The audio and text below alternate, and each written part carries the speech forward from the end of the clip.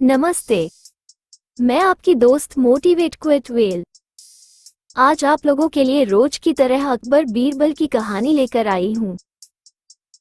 इस कहानी का नाम है नाई की दाढ़ी कौन बनाए। आप हमारे चैनल पे नए हैं तो इसे सब्सक्राइब कर ले। मैं आपके लिए इसी तरह की कहानियां लाते रहती हूँ। तो चलिए कहानी शुरू करते हैं।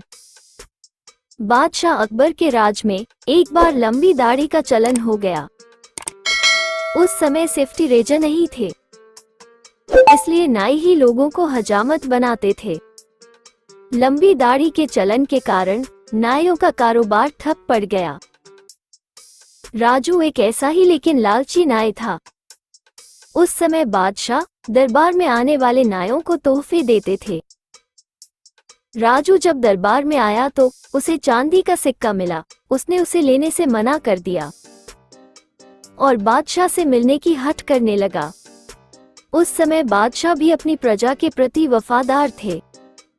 अकबर आए और नाई से परेशानी पूछी। राजू ने बादशाह को लंबी दाढ़ी के चलन का जिम्मेदार ठहराते हुए उसके व्यवसाय को ठप करने का कारण बताया। बादशाह कुछ नहीं कर सकते थे और सहमत भी हुए क्योंकि यह बात सही थी। उन्होंने ही यह चलन आरंभ किया था क्योंकि उन्हें लगता था लंबी दाढ़ी से वे ज्यादा बुद्धिमान दिखते हैं।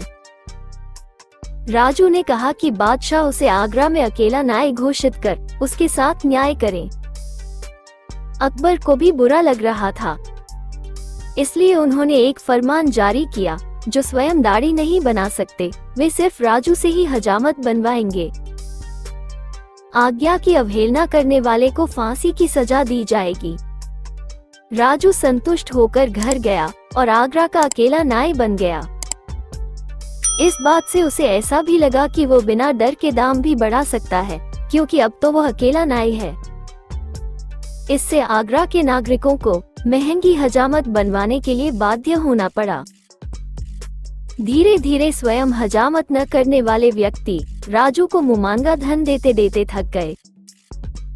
उन्होंने पुरोह को अपना नेता बनाकर बादशाह के पास भेजा, पर बादशाह ने तो स्वयं ये फरमान जारी किया था। इसलिए वे बीरबल के पास गए। बीरबल को पूरी कहानी बताई।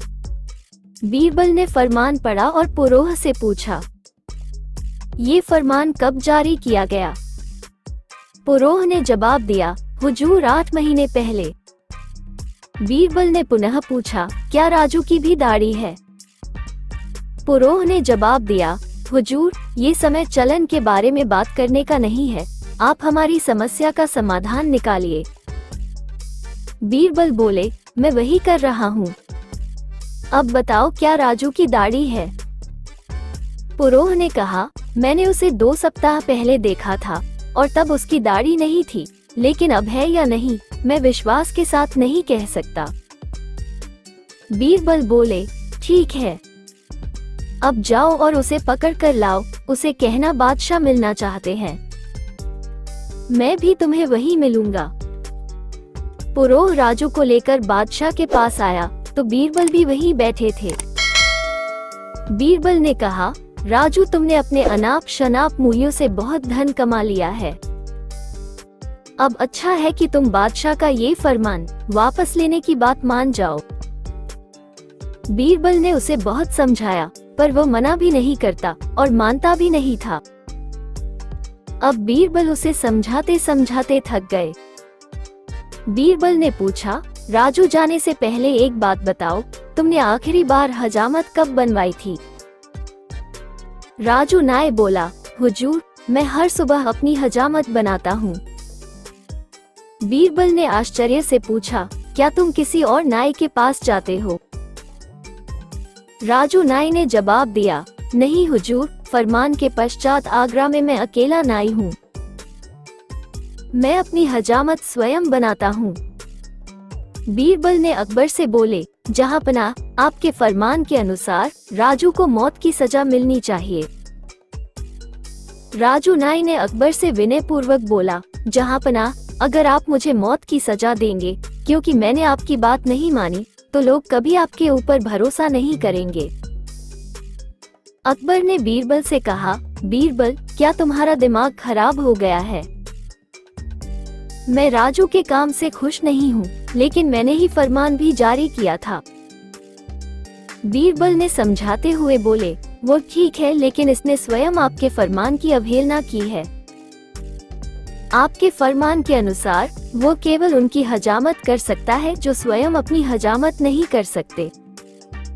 अकबर ने कहा, बिल्कुल सही। बीरबल बोले, तो उसे केवल दूसरों की हजामत बनाने की इजाजत है, अपना नहीं। राजू ये सुनकर सन्न रह गया।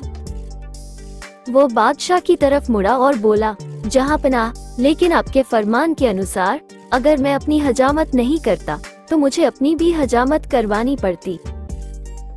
तब बीरबल बोले, ये सच है, लेकिन तुमने फरमान नहीं माना, क्योंकि फरमान में था केवल वे जो स्वयं हजामत नहीं कर सकते वे राजू से हजामत बनवाएंगे। अगर तुम स्वयं की हजामत करते हो तो तुमने फरमान की अवहेलना की है।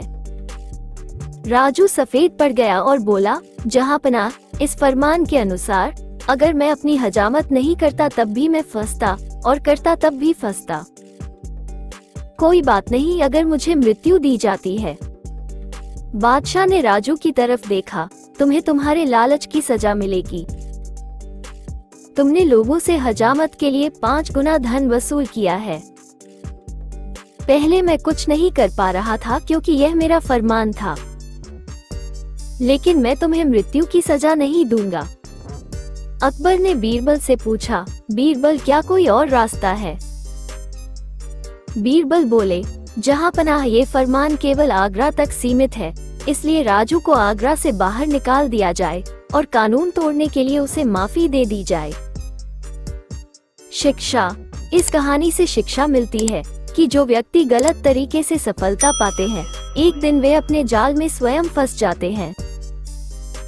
संतुलित चरित्र के लिए स्वयं पर नियंत्रण आवश्यक है।